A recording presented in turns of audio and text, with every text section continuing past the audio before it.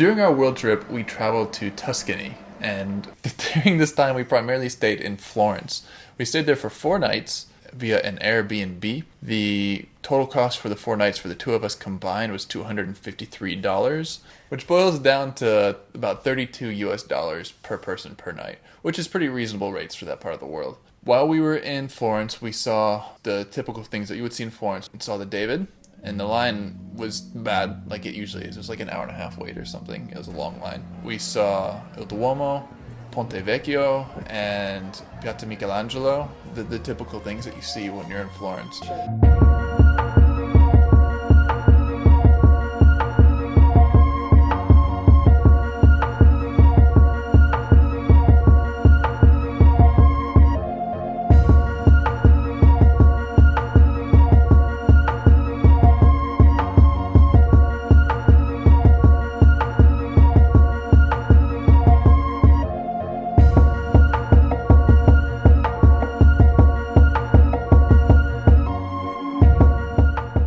Florence is a really easy town to walk around. It's very rewarding. There's lots of great sights, very historical. There's amazing gelato stands that are grossly over the top with just all the decorations and piled mountains high. But it's fun. It was an ice cream lover's dream. So while we're in Florence, we did a day trip through Tuscany. It was the easiest way to get around to see the most things. The day trip was rather expensive, and we kind of went back and forth on whether or not we wanted to pay this much, but if you consider the cost of train tickets and just getting around, it was worth it. The cost was about $120 per person, and that took us all around Tuscany. We started by going to Siena and walked around different Medici sites and the different contrade that compete in the thing about Siena is every year they have this really big to-do horse race called the Palio. It's like the world's smallest horse race, though. The race takes a total of about 90 seconds, and it's just 3 laps around this main central piazza area. And there's a lot of history and a lot of tradition around this, and the tour guide kind of goes into the long, sordid history of the Palio.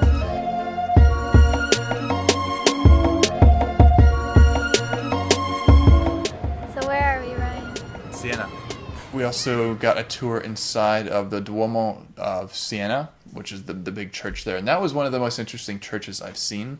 When you're in Italy, yes, there's lots of beautiful churches, but they can start to run together. I'd say the top 3 churches for me are obviously St. Peter's Basilica in Rome, the Il Duomo in Florence, and the Duomo in Siena, just because the inside of it is like all striped black and white.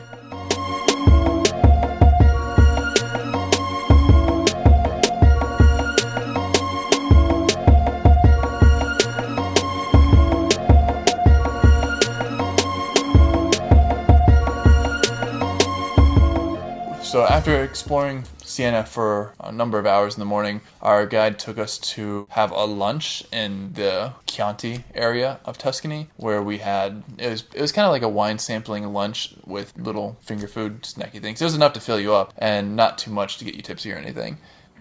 But if you rotate the glass in this way, the wine oxygenates and aerates, and more flavors comes out of the glass.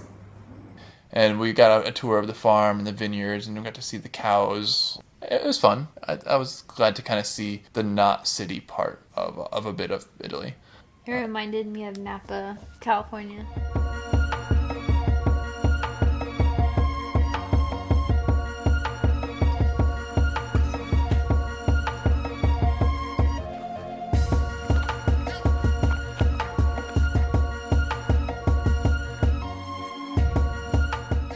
After that, we went to see San Gimignano. I'm probably pronouncing it wrong.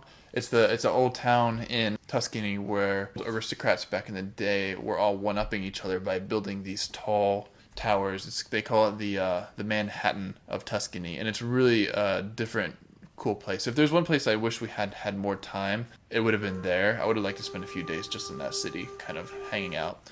But one of the highlights of that city was the gelato. There was just a gelato shop that won like the world's best gelato for a couple of years running or something. And the line was ridiculously long, but it was worth waiting in.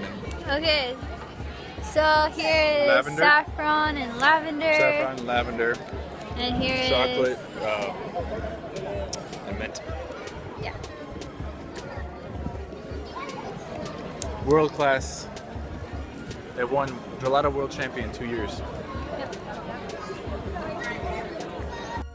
After spending like an hour and a half in San Gimignano, our bus took us over to Pisa, and we got to see the Leaning Tower of Pisa.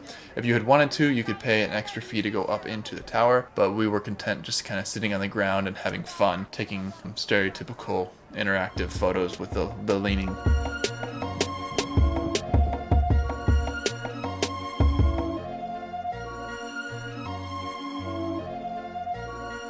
Short of having a vehicle at your own disposal, I think taking a tour is probably one of the best ways to see Tuscany, unless you have a car or you're skilled at taking buses around. I wish we had had more time to stay in Florence. That was my second time visiting. It's a really quaint kind of vibe. I'm sure people will say it's very touristy, but it's not nearly as big as Rome. It's a lot lower key than that. It's very like artsy. You feel like you're back in the day. That's it. We were only in Tuscany for about 4 days on this trip. We also spent some time in Cinque Terre, which I guess is kind of close, but we'll do a separate video for that. Stay tuned for new videos coming soon. Thanks for watching. Please like and subscribe. Speak. Speak. Yeah, that was good.